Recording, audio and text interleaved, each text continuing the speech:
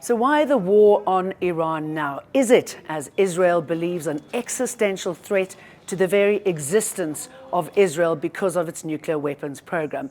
Well, Iran doesn't have any nuclear weapons. The status of its program is this: uranium has been enriched to a 60% purity. In order to make any sort of nuclear weapon, it has to reach 90%. So everyone's talking about a nuclear weapons program which quite simply does not exist.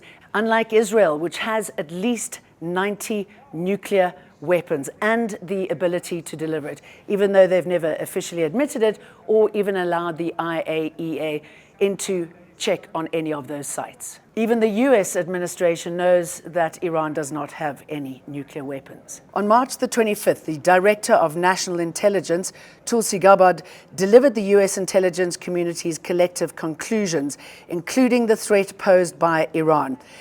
This is what she said: the IC continues to assess that Iran is not building a nuclear weapon, and Supreme Leader Khamenei has not authorized the nuclear weapons program that he suspended in 2003.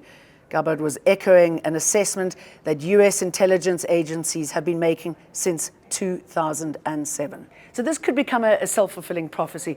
If Iran believes that it is facing an existential threat, it could expedite its nuclear program up to reaching 90%. And there is pressure at home by the majority of Iranians who want the government to do just that.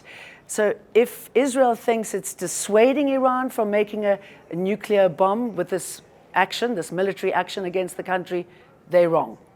Israel's Benjamin Netanyahu has always wanted to bomb Iran's nuclear enrichment program. He's never wanted diplomacy. He's wanted this for years. The reason it's happening now is that the US President Donald Trump has given him the okay.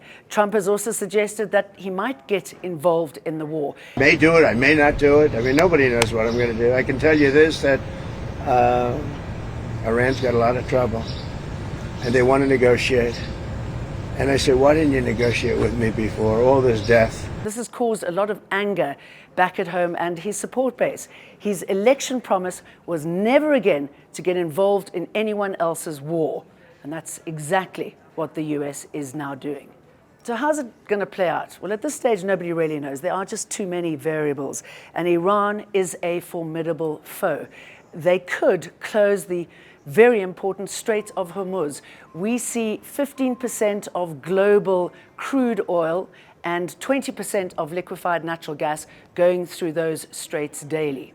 What we do know is that regime change never works. Look at Iraq, for example, and the overthrow of Saddam Hussein. Hundreds of thousands of people have died in the aftermath, and ISIL was born there. And that is what Israel really wants. They also want Iranians to rise up and overthrow the regime. But you know what?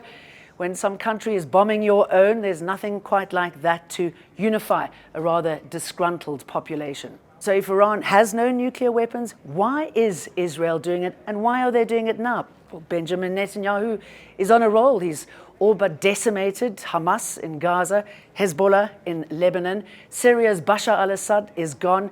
It was always going to be Iran next. I'm Jane Dutton for EWN.